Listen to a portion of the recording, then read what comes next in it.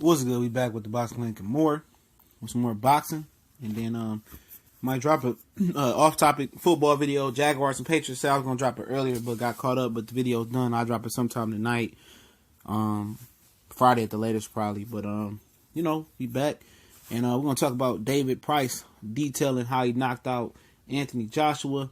There is a video version of it. I'm gonna link the article. You can have the video version. I think he sat down with Johnny Nelson. I watched a bit of that as well.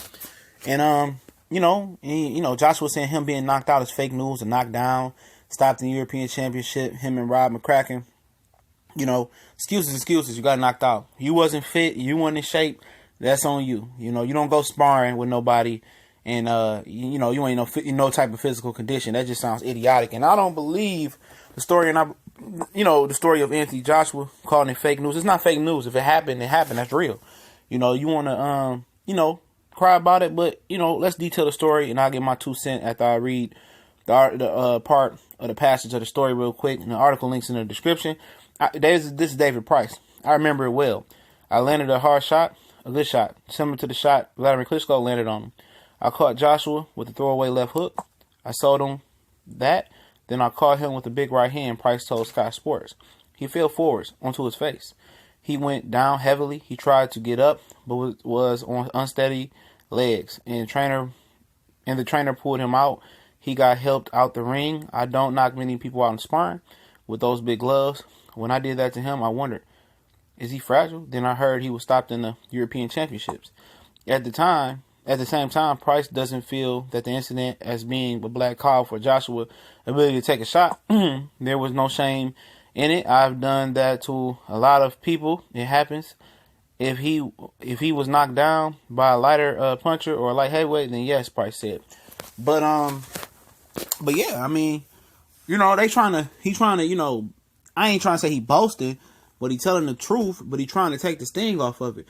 I mean, he got popped on the jaw, and he got flattened with bigger gloves and headgear on. I mean, what is it else to know that he got knocked out, cold, and the same thing with the Vladimir Klitschko thing. This time he was able to get up, and he still was on wobbly legs for many, many rounds, and that's why I kind of said that this thing might be fixed, because Vladimir Klitschko didn't throw no hands. And if he would have, threw some hands, he would have stopped Anthony Joshua easy. Joshua didn't throw a punch for like 2 or 3 rounds. And, like I said, the money is invested in Anthony Joshua. And, he said it's going to take more than a human to beat him. I don't believe all that over-exaggerated talk and stuff of that nature. But at the same time, I'm like, it is what it is, man. The truth will come to the light. What's done in the dark comes to the light. We know that. A lot of older people say that. And like I said, do I think he can, let me say this first. As a heavyweight, you got to have some type of jaw. For him to win 20 fights and 20 by knockouts, he got some type of jaw. You got to take some type of punishment. So do I think his jaw is fragile like Joseph Parker team is claiming? Absolutely not. I seen him get touched on the jaw. I seen him take some big shots from Dylan White. He was a little unsteady, but it is what it is. I don't think he's chinny. But the heavyweight, at the same time, the heavyweight division, you got to be able to endure some shots, and he has over his course of career. So I'm not saying that he's chinny or not, but he's able to be knocked out, and he's contradicting himself, saying that it's fake news. It happened. Daniel Du Bois knocked him out cold as well. It happens. It happens. And, he got dropped by Vladimir Klitschko. He got up. Like I said, I thought it was a little fake. I thought it was paid off, but we know Klitschko. He was gunshot our whole fight, so I can't really sell y'all that. But Joshua's been 20 fights and he hasn't been stopped.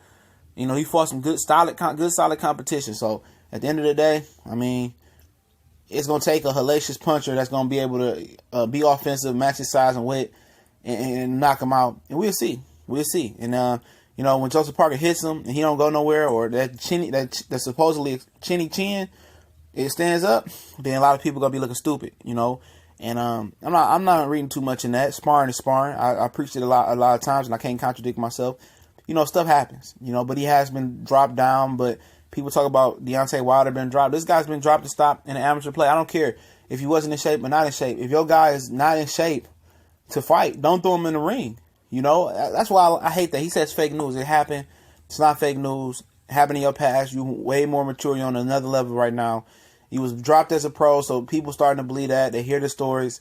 I mean, just prove him wrong. You know, his chin is nowhere near Seth Mitchell's chin.